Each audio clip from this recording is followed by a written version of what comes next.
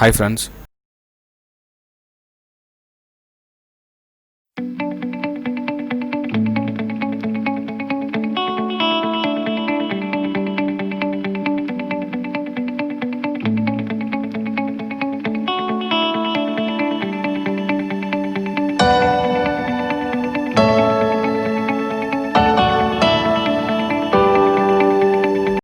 எல்லோருக்கும் வணக்கம்.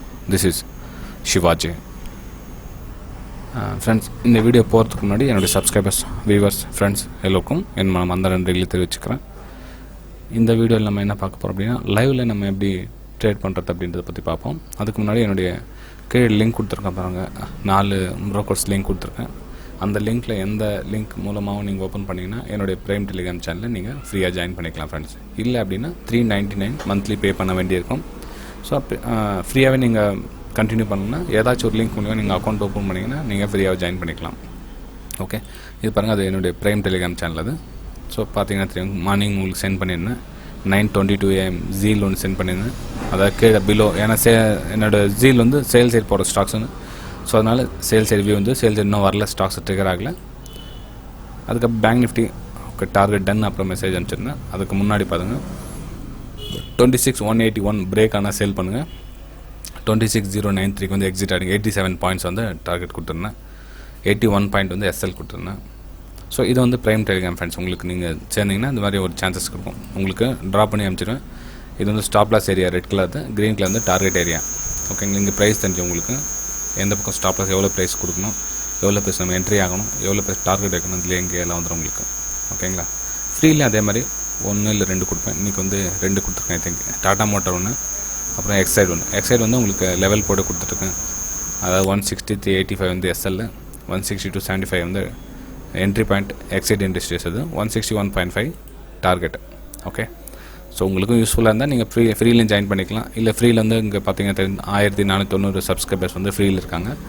ப்ரைமில் என்னோட 29, அதாவது இப்போ தான் நம்ம ஸ்டார்ட் பண்ணலைன்னா அந்த ஒரு 1 or 2 months ஆச்சுன்னு நினைக்கிறேன். ஐ திங்க் இவ்வளோ வந்து 29 பேர் வந்து ஜாயின் பண்ணியிருக்காங்க. ஸோ உங்களுக்கு எது சூட்டபுளாக தான் நீங்கள் அதில் ஜாயின் பண்ணிக்கலாம் ஃப்ரெண்ட்ஸ். இப்போது பேங்க் நிஃப்டி ஒன்று டார்கெட் டன் ஆயிடுச்சு,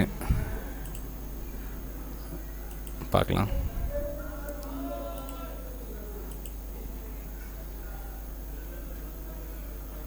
மார்னிங் டைமில் ரொம்ப கவனமாக இருங்க. மார்னிங் டைமில் வந்து எக்ஸ்பீரியன்ஸ் இருந்தால் மட்டும்தான் பண்ணணும். ஏன்னா வந்து பெரிய ஒரு வாலட்டிலிட்டி நடந்துகிட்ருக்கும். ஸோ அந்த டைமில் வந்து ரொம்ப எக்ஸ்பீரியன்ஸ் அதிகமாக இருக்கணும் ஃப்ரெண்ட்ஸ். ஓகே, இது பார்த்தீங்கன்னா தெரியும். இங்கே பாருங்கள், இது மேலே வந்து 81.70 எஸ்எல், கிட்டத்தட்ட 87, ஆனால் 96 வரலும் போயிருக்குது. ஆனால் 87 தான் நான் டார்கெட் கொடுத்துருந்தது. ஓகேங்களா, ஸோ இது முடிஞ்சிடுச்சு. இப்போ நெக்ஸ்ட் என்ன பண்ணியிருக்கோம் நம்ம, எக்ஸைடு இல்லைங்களா, எக்ஸைடு ஜஸ்ட் நம்மளுடைய சேல் என்ட்ரி ஆகிடுச்சு. 163.85 மேலே போச்சுன்னா எஸ்எல் கட் பண்ணிவிட்டு வெளியே வந்தானே ஃப்ரெண்ட்ஸ். அதில் நோ கொஷின்ஸ், நோ டவுட், அதில் எந்த டவுட்டும் கிடையாது.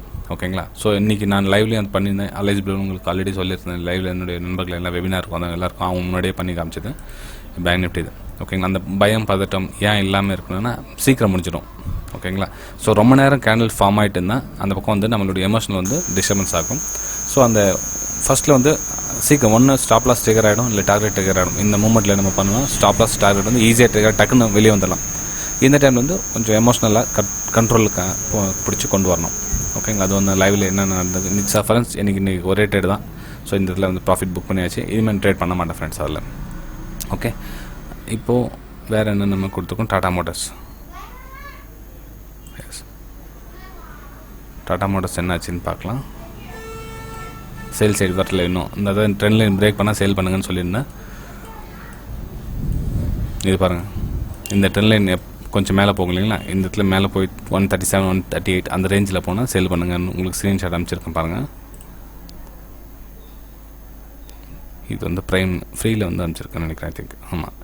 எக்ஸைடும் டாடா மோட்டர்ஸ் வந்து இந்த மாதிரி கண்டிஷன், அதாவது 137 அந்த ரேஞ்சில் வந்து பிரேக் ஆனால் சேல் பண்ணுங்கன்னு சொல்லியிருந்தேன். பார்க்கலாம், இன்னும் கண்டிஷன் வரல அது.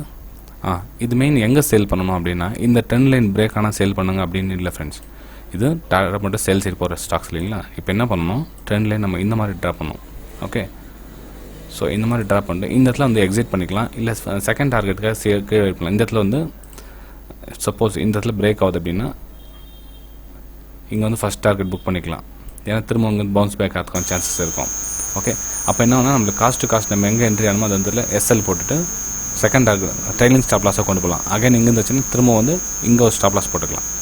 ஓகே, ஸோ இது மாதிரி வந்து டாடா மோட்டர்ஸ் நம்ம ட்ரேட் பண்ணுவோம். டாடா மோட்டர்ஸ் மீன் சேல் சைடு போகிற ஸ்டாக்கில் இது மாதிரி ட்ரேட் பண்ணுவோம். சேல் சைடு போகிற ஸ்டாக்ஸ்னால் ட்ரெண்டு மேலே போகுது பாருங்கள், மேலே போயிட்டு சும்மா மேலே போட்டு ட்ரை பண்ணுது, அவ்வளோ தான். ஈவினிங் பார்த்தீங்கன்னா தெரியும். இந்த வீடியோ நான் இப்போ வந்து ரெக்கார்ட் பண்ணுறேன், 9:40 AM ரெக்கார்ட் பண்ணுறேன். இதை நீங்கள் அதுக்கப்புறம் வீடியோ அப்லோட் பண்ணதுக்கப்புறம் கூட ஸ்டாக்ஸ் எங்கே போகுதுன்னு பாருங்கள், நீங்களே கவனிச்சிக்கலாம். ஒரு பேக் ஸ்டடி பண்ணுங்கள். அப்புறம் இன்ஸ்டண்ட்டாக ஸ்டாக்ஸை வந்து நம்ம உடனே பண்ணணும் கிடையாது. எவ்ரி ஸ்டாக்ஸ் எந்த இண்டெக்ஸ் ஆகட்டும் ஸ்டாக்ஸ் ஆகட்டும் அது பிஹைண்ட் வந்து கஷ்டப்படாமல் எதுவும் கிடைக்காது. ஸோ ப்ரீவியஸ் ஒன் டே வந்து எல்லாமே ஸ்டடி பண்ணி வச்சுக்கோங்க. அதுக்கப்புறம் தான் உங்களுக்கு அதுக்கு நான் பலன் கிடைக்குமே தவிர உடனே வந்து மார்னிங் ஓப்பன் பண்ண 9:30 அதுக்கப்புறம் ஏதோ ஸ்டாக்ஸ் மேலே போகுது ஏதோ ஸ்டாக்ஸ் கீழே போகுதுன்னா கண்டிப்பாக அந்த மாதிரி ப்ராஃபிட் பண்ண முடியாது ஃப்ரெண்ட்ஸ். ஓகே, அதுக்கப்புறம் இன்னொரு சில நண்பர்கள் வந்து டவுட் கேட்டிருக்காங்க. என்ன அப்படின்னா, சார் ஒரு சில டைமில் எஸ்எல் அதிகமாக வைக்கிறோமே ஏன்? ஓகே, இப்போது எஸ்எல் அதிகமாக வைக்கிறோமே ஏன்னு கேட்டிருக்காங்க. பார்க்கலாம். இப்போ ஃபார் எக்ஸாம்பிள் வந்து இந்த இடத்துல வந்து அவங்க ப்ரைஸ் வந்து பை பண்ணுறாங்க, டார்கெட் வந்து இந்த இடத்துல போவோம். ஆனால் ப்ரெசென்ட் வந்து எஸ்எல் ஒரு சில டைம் இங்கே வைக்கணுமா இருக்கும் ஏன் அப்படின்னு கேட்டிருக்காங்க. ஆனால் அப் ட்ரெண்டில் போய்ட்டுருக்கோம் ஸ்டாக்ஸு பாருங்கள், அப் ட்ரெண்டில் போய்ட்டுருக்கோம் ஸ்டாக்ஸு. ஸோ இந்த டைமில் என்ன பண்ணணும் நம்ம அப்படின்னா, இந்த லெவல் பிரேக் ஆகிட்டு இந்த ரேஞ்சில் போயிட்டு இருக்குதுன்னா இந்த இடத்துல ஸ்டாப் லாஸ் ஏன் போடுவாங்க அப்படின்னா, ஒருவேளை இந்த பக்கம் வந்து ரெசிஸ்டன்ஸ் வருது இல்லைங்களா, இந்த இடத்துல வந்துட்டு போக சொல்லும். அப்போ இந்த ஸ்டாப் லாஸை மாடிஃபை பண்ணி இந்த இடத்துல வச்சுக்கணும். ஓகே, ஸோ ப்ரெசென்ட் அந்த செகண்ட் கெயின் தான் ஸ்டாப் லாஸ் இவ்வளோ தூரம் போடுவாங்களே தவிர அது கண்டினியூ இந்த ப்ரைஸ் வந்து டவுன் ஆகிட்டு இந்த பக்கம் வந்துட்டே இருக்குது, அப்போ வந்து ஸ்டாப் லாஸ் இங்கே போட மாட்டாங்க, மாடிஃபை பண்ணிக்குவாங்க ஸ்டாப் லாஸை. டார்கெட் வந்து இன்க்ரீஸ் ஜாஸ்தி பண்ணிக்கிட்டே போனோம், ஸ்டாப் லாஸ் வந்து குறைச்சிக்கிட்டே வரணும். ஸோ அந்த டைமில் மட்டும்தான் ஸ்டாப் லாஸ் வந்து கொஞ்சம் அதிகமாக இருக்கும். ப்ரெசென்ட் ஸ்டாப் லாஸ்ன்னு வாங்குது. ஓகே, அந்த டைமுக்கு மார்க்கெட் நல்லா ஒரு கண்டினியூ இந்த மாதிரி மூவ்மெண்ட் போயிட்டுருக்கோம். அப்போ வந்து இந்த பக்கம் பை ஆக சொல்ல ஸ்டாப் லாஸ் வந்து இந்த இடத்துல போடுவாங்க ப்ரெசென்ட்டுக்கு. எப்போ இந்த பக்கம் பை ஆகிட்டு மேலே போயிடுச்சு அப்போ ஸ்டாப் லாஸ் தூக்கிட்டு இந்த இடத்துல மாடிஃபை பண்ணிக்குவாங்க. ஓகே, ஸோ அந்த நண்பர்களுக்காக இந்த டவுட்ஸ் கிளியர் ஆகிருக்குன்னு நினைக்கிறேன். பார்க்கலாம் ஃப்ரெண்ட்ஸ். சரி ஃப்ரெண்ட்ஸ், வேறு என்னென்ன ஸ்டாக்ஸ் வருதான்னு பார்க்கலாங்க. இப்போ ரிலையன்ஸ் வந்து ஒரு நல்ல பை சைடுக்கான மூவ் இருக்குது. கிளியர் இது ஸ்டடி பண்ணது இது கேன்சல் பண்ணிடலாங்க. எக்ஸைட் இண்டஸ்ட்ரீஸ் என்னாச்சுன்னு தெரியல. Okay, Exide industry stop loss கிட்ட போயிட்டு வந்துருக்கு, நான் ட்ரிகர் ஆகலை. ஜஸ்ட் ஒரு 10 பைசா 20 பைசா 10 பைசாவில் மிஸ்ஸிங்காக இருக்குது எஸ்எல். வெயிட் பண்ணுவோம், பரவாயில்ல. ஏன்னா அது வந்து சேல் செட் போகிற ஸ்டாக்ஸ்ன்றதுல ஒரு கான்ஃபிடன்ஸாக இருக்குது. ஒருவேளை பை செட் ஆச்சு நோ ட்ரேட் குவைட் பண்ணிங்க. டாட்டா மோட்டர் என்னாச்சு பார்க்கலாம். டாட்டா மோட்டர் அவ்வளோ தான், 10 இன்னும் பிரேக் ஆகல. ஸோ கண்டினியூ மேலே போயிட்டு இருக்குது, வெயிட் பண்ணுங்க. ஃப்ரெண்ட்ஸ், மெயின் இந்த வீடியோ பிடிச்சிருந்தா மறக்காமல் லைக் பண்ணுங்கள். நான் ஆல்ரெடி நிறைய உங்கள்கிட்ட ஒரு சின்ன ரிக்வஸ்ட் கேட்டுக்கிறேன். வீடியோ பிடிச்சிருந்தா மறக்காமல் லைக் பண்ணுங்கள், அது ஒரு சின்ன மோட்டிவேஷனாக அமையும்.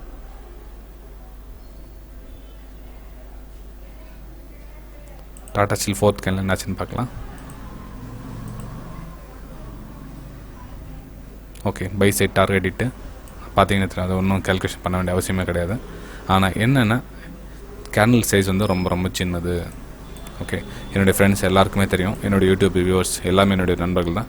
ஸோ அவங்களுக்கு பார்த்தீங்கன்னா இந்த கேண்டில் சைஸ் வந்து மினிமம் வந்து 2 பாயிண்ட்ஸ் மேலே இருக்கணும். 2.2 அந்த மாதிரி இருந்துச்சுன்னா நல்லாயிருக்கும் பண்ணுறதுக்கு. இப்போ கேண்டில் சைஸ் ரொம்ப சின்னது 160 அந்த மாதிரி இருந்தால் நம்ம என்ன சொல்கிறது, ஒரு ட்ரேடிங்க்கு ஒரு இது கிடைக்காது. ஓகே, அந்த ட்ரேடிங் பண்ண ஃபீல் வராது. ஸோ ப்ரோக்கரேஜே போய்டும்ல. ஸோ டாடா ஸ்டீல் இன்றைக்கி நோ ட்ரேட். இன்றைக்கி ஆனால் டார்கெட் வந்திருக்கலாம், ஆனால் ட்ரேடிங்கு இல்லை அன்றைக்கி டாடா ஸ்டீல். இன்றைக்கி ஃப்ரெண்ட்ஸ் இன்னும் காலையிலேருந்து ஒரு நிஃப்டி ஒரு நல்ல ஒரு புல்லிஷில் போய்ட்டுருக்குது. கேப் அப் ஆகிட்டு அங்கேருந்து திரும்பவும் மேலே போட்டு ட்ரை பண்ணுறது. நம்மளுடைய ரெசிஸ்டன்ஸ் ஒன்று ஃபுல்லாக நல்லா பிரேக் ஆகிடுச்சு பாருங்கள். நம்ம எங்கே இந்த 12,000 ரெசிஸ்டன்ஸை எப்படி பிரேக் பண்ணியிருக்கு பாருங்கள்.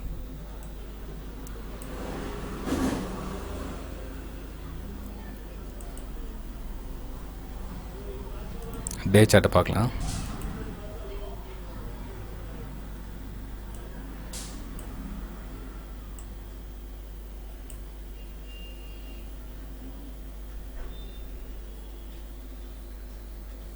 ஓகே, சேம் அதே ப்ரைஸ் அந்த 12,100 அந்த ரேஞ்சில் இருக்கு. ரொம்ப நாள் சொல்லிட்டுறேன் ஃபேஸ். இது வந்து லெஃப்ட்டு ஷோல்டரு ஹெட்டு, இது ரைட் ஷோல்டர் அமையத்துக்கான வாய்ப்புகள் ரொம்ப அதிகமாக பிரகாசமாக இருக்குது. மார்க்கெட் வந்து இப்போ தான் புல்லிஷ் ஒரு சினாரியோ க்ரியேட் பண்ணிகிட்டு இருக்குது. ஸோ என்னோடய வியூ வந்து புல்லிஷ் இந்த இடத்துல அவ்வளோ ரிஸ்க் எடுத்து நான் வந்து என்னுடைய நண்பர்களுக்கு வந்து நான் பை பண்ணுங்கள், பொசிஷனில் ஸ்விங் ட்ரேடிங் பண்ணலாம், நல்ல ஒரு இன்வெஸ்ட்மெண்ட் பண்ணலாம் அப்படின்லாம் சொல்ல முடியாது ஃப்ரெண்ட்ஸ். ஏன்னா அவ்வளோ சேஃபான இதில் கிடையாது இந்த இடத்துல. எப்போ நம்ம பைக்கான எதிர்பார்க்கல அப்படின்னா இந்த 12,400 கிராஸ் பண்ணிவிட்டு திரும்ப வந்து கீழே போக சொல்ல நம்ம இதில் அது வந்து நான் பைக்கான சினாரியோ தெரியுமே தவிர எப்பப்பெல்லாம் ஹையர் பிரேக் ஆகுது நம்ம பை பண்ணிட்டு போயிடலாம்னா ரொம்ப ரொம்ப ரிஸ்க்கான விஷயம் ஃப்ரெண்ட்ஸ். அது இப்போ தெரியாது, இன்னொரு 1 வீக் இல்லை 10 டேஸ் ஆகட்டும், அப்புறம் உங்களுக்கு புரியும் பாருங்கள்.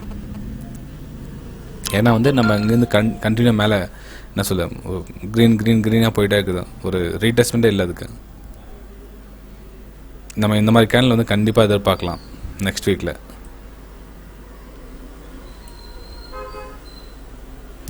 இல்லை இன்னும் 10 டேஸ்க்கு அப்புறம் கண்டிப்பாக இது மாதிரி கேனில் ஒன்று வரும். நீங்கள் இந்த எவ்வளோ தூரம் போயிருக்கீங்க அந்த எவ்வளோ தூரம் பெருசாக ஒரு கேனில் வந்து கிரியேட் ஆகி நிற்கும்.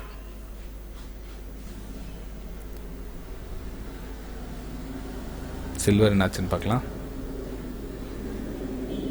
சில்வர் ஆல்சோ சேல் சைடு, அதுவும் சேலிங் ரெடி ஆகிட்டு இருக்கு ஃப்ரெண்ட்ஸ். அது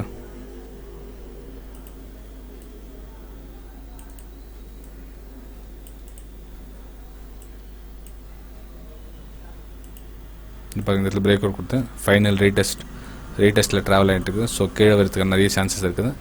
பையிங் போனோம் அப்படின்னா 65,000 மேலே போனால் பையிங்ஸ் நிறைய எதிர்பார்க்கலாம். அது வெறும் பையிங் கிடையாது இல்லை. ஸோ சேல் அண்ட் பை அதிலே கவனம் செலுத்துங்க. நல்லா பாருங்கள், பெரிய பெரிய ரெட் கேன்லாம் நல்லா வந்து க்ளீனாக தெரியுது உங்களுக்கு, பார்த்தீங்கன்னா தெரியுதுல்ல. ஸோ சேலிங்கான வாய்ப்பு ரொம்ப அதிகமாக இருக்குது சில்வரை பொறுத்த வரலாம். க்ரூட் ஆல்சோ சேல் தான். க்ரூடில் பாருங்கள், ரொம்ப நாளாக வந்து நம்ம இந்த மிடில் ரேஞ்சில் ட்ராவல் பண்ணிட்டுச்சு. நம்மளோட ஸ்டாப் லாஸ்லாம் அதிகமான எடுத்த மாதம் அது, நம்ம ஸ்டாப் லாஸ் கொடுத்த மாதம் ஜூலை, ஆகஸ்ட், செப்டம்பர் அந்த ரேஞ்செல்லாம் வந்து. ஏன்னா ஒரு சைட்வேஸ் சினாரியோ போயிட்டு இருந்தது, ஒரு 100-200 பாயிண்ட்ஸ்குள்ளே போயிட்டு இருந்தது. திரும்ப சேம் அதே மாதிரி சுச்சுவேஷன் இதில் கிரியேட் ஆச்சு. ஸோ அந்த லெவலில் பிரேக் பண்ணிவிட்டு வெளியே வந்திருக்கு. அந்த லெவல் பிரேக் பண்ணி வெளியே வந்திருக்கு.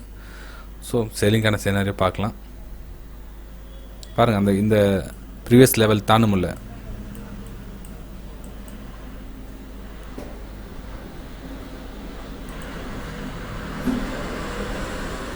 பேங்க் நிஃப்டி இன்றைக்கி ஒரு நல்ல ஹையில் இருக்குது.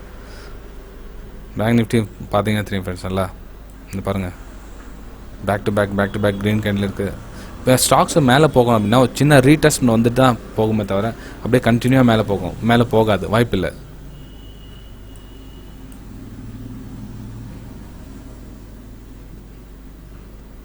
அப்புறம் இன்னொரு நம்மளுக்கு டவுட் கேட்டிருக்காங்க, என்ன அப்படின்னா